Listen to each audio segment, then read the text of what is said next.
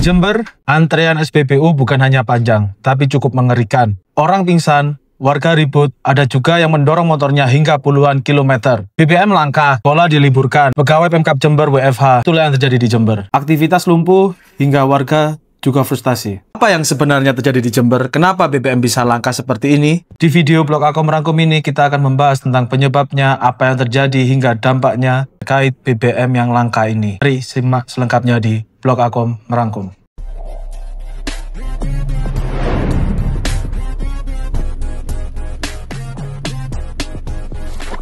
Semua berawal dari jalur Gumitir, jalur di mana menjadi urat nadi distribusi antara Jember dan Banyuwangi. Sejak Sabtu 27 Juli 2025, jalur ini ditutup total karena perbaikan pasca longsor. Alhasil, truk-truk pengangkut BBM dari Banyuwangi ke Jember distribusinya tersendat karena jalur ini adalah jalur yang sering dilewati oleh truk-truk pendistribusi BBM. Saat SPBU makin langka stok BBM-nya, permintaan justru semakin naik. Warga pun panik, sehingga terjadi antrean di mana-mana. Contohnya, di SPBU Mangli, antrean berlangsung hingga 12 jam. Warga bahkan sampai mengantri mulai dini hari. Dilaporkan bahwa ada satu orang yang pingsan saat mengantri. Bukan cuma itu, di beberapa lokasi dilaporkan bahwa terjadi keributan antar warga saat mengantri BBM di SPBU. Polisi pun turun tangan untuk menyelesaikan masalah antara warga saat mengantri di SPBU ini. Pemkab Jember dan Pertamina pun tidak tinggal diam melihat kekacauan ini. Kebijakan pun telah dibuat. Pemkab Jember menerapkan pembatasan untuk pembelian BBM. Motor hanya boleh